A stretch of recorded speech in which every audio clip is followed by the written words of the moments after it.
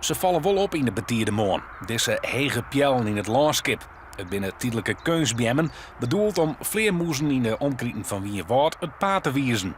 Dat mat om orenbekens, liek als bjemmen, vanwege de komst van de Nijendiek kapen binnen. Ze maken gebruik van sonar, dus ze krijgen reflecties van objecten. En in die op een veld dan kunnen ze zich net oriënteren. Dus dan rijden ze de wijk kwijt. Dus ze gebruiken vleenroutes om het paard te vinden, om hun goede jachtgebieden te vinden en om hun kolonie terug te vinden. Nee, jaren van praten gaat het werk onder de N381 tussen Drachten en Jesterwoude nou als eerste los.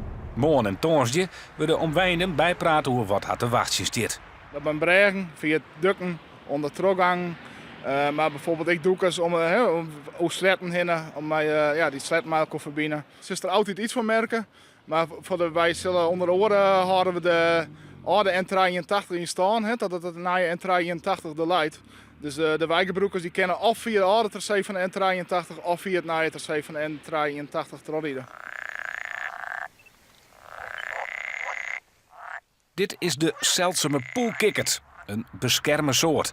En daarom staan in de buurt van het jonger al keer sokken schermen. Die sleet die we dus dem, dus daar beschermen omheen maken, zodat ze net bij de sleet komen kennen.